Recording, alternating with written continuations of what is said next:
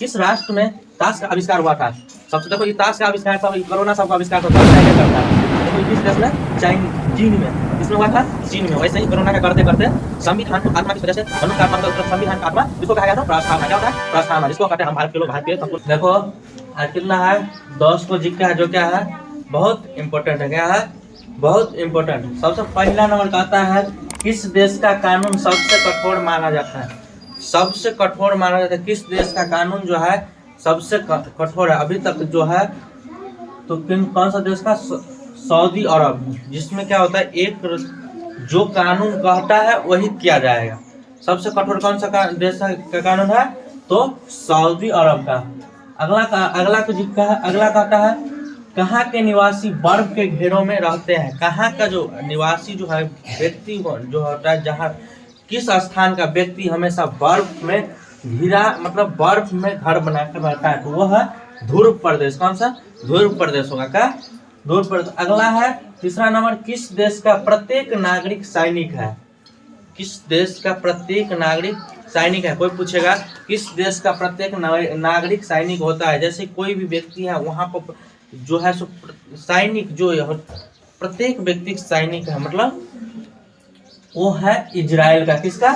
Israel का। फौजी जिसको बोलते हैं वो किसका है? इजराइल का। प्रत्येक व्यक्ति अपने आप का सब सैनिक है। अगला है किस राष्ट्र में ताश का आविष्कार हुआ था? सबसे देखो ये ताश का आविष्कार सब कोरोना सबका आविष्कार सब चाइना करता है। देखो ये किस देश में? चीन में। किसमें हुआ था? चीन में। वैसे ही कोरोना का करते करते सबको खत्म करने लगा। अभी ताश का भी आविष्कार कौन किया था? तो चीन। अगला है किस देश में एक भी नदी नहीं बहती है? अपने देश में तो अनेक ही नदी बहते हैं। कौन सा देश ऐसा है जहां पर नदी एक भी नहीं बहता है? तो वो है सऊदी अरब। कौन सा? सऊदी अरब में एक भी देश नदी नहीं बहता है, एक भी नदी नहीं बहता। अगला है चलो अब इससे नीचा वाला है किससे? संविधान से। इधर था अलग अलग देश। कहता है संविधान की आत्मा किसे कहा गया है? संविधान को आत्मा किस वजह से? मनुष्य का आत्मा होता है उस तरह से संविधान का आत्मा किसको कहा गया था? प्रास्थापना। क्या होता है? प्रास्थापना, जिसको कहते हैं हम भारत के लोग, भारत के संपूर्ण प्रभु संपन्न, वो क्या है? प्रास्थापना। तो वो जो संविधान की आत्मा किसको कहा गया है? तो कोई भी जी पूछेगा तो क्या करेंगे? प्रास्थापना। क्या किसको बोलेंगे? प्रास्थापना से।